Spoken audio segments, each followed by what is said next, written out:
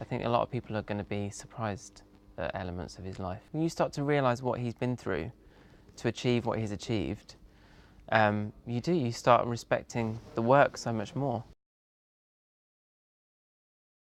That's kind of where my job was made easy, because lyrically and musically the songs are genius. So everything's already moving in the right direction. The orchestrations and the arrangements so brilliantly, so finely tuned that then whatever we had to do physically just came from what was already there within those music arrangements. Obviously, we were lucky enough to be granted permission to reinvent these songs in the way that we needed to tell the story. So that was really exciting to get to work with Giles Martin and rearrange all those songs.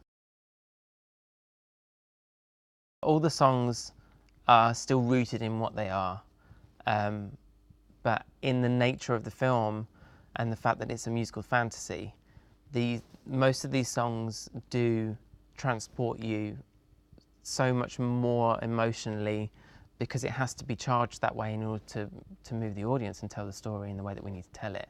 So a lot of the time, or a pop song would have a format that works. So very often it starts and ends where the beginning and the end are often the same. Whereas we had to transition into them from a scene and make sure that it was continuous and fluid, and then transition out of them and make sure that in those moments you have all these big peaks and troughs, so that we can put those emotional dynamics into the narrative. That's what's been so joyous about it, is that we've not been confined by having to reinterpret his life. We've definitely taken it into a fantasy that only seems appropriate for somebody like Elton John, because of his flamboyance and the way he lived his life and the excess in his life, in order to really take that essence and, I suppose, move the audience and let them feel a piece of the way that he lived. We've had to stretch it, so that we've had to take those extremes and really push the boundaries.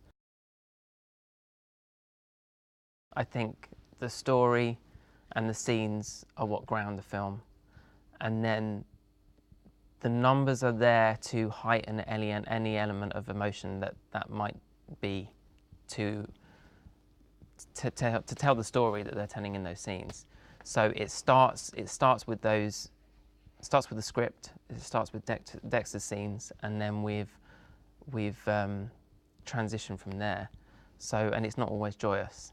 So the story has a lot of ups and downs. So it is what's needed at the time. There's something special about this job in the fact that we all feel equally passionate about the story that we're telling. And I think the rarity that we have, without this, sounding too macabre, is we're dealing with telling somebody's story who's still with us and still very much, out there working at the top of his game.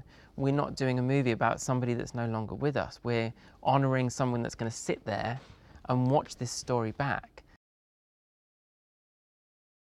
He's been consistent in it for so many years, which is amazing, because so many people have to reinvent themselves in order to stay current or relevant, and he hasn't had to do that.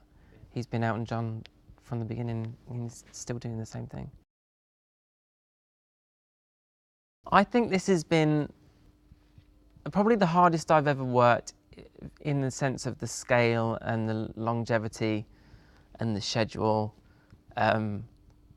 but it's also been the most joyous, and I haven't felt like I've been working a day on this. It's been an amazing job. I have to say it's going to be very hard for me to beat this experience. To get another one of these in my career is going to be really tough.